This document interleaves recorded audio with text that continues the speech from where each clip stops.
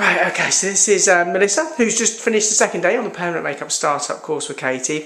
So Melissa, what have you been getting up to today?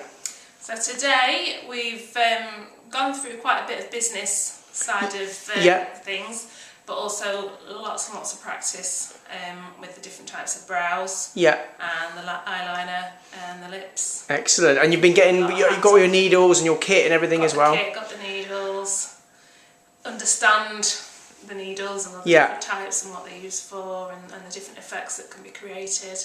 Excellent. And you've got, we're sort of doing a slightly different course this week where you're splitting it up into 2 sections. So you've got 2 days you've done now all the practice on the skins and everything, and now you've got a bit of time to actually go and start practicing on the skins in your own time as well before live clients.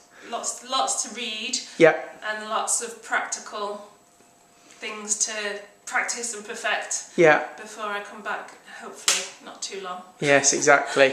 And then obviously you're talking about going through the business stuff today. Was that sort of useful, sort of seeing how, giving you some hints and tips on the websites and also how you can grow your business?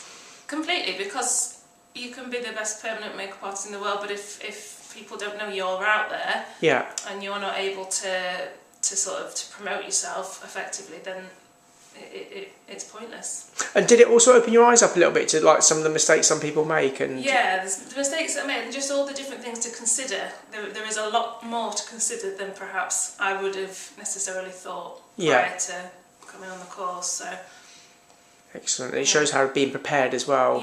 Sort of. And if you can have that information from the get-go, you can avoid some of the pitfalls that otherwise you might have sort of fallen into, and then it's hard to get out of it again. Exactly, yeah. So you've got a bit of a trek back tonight?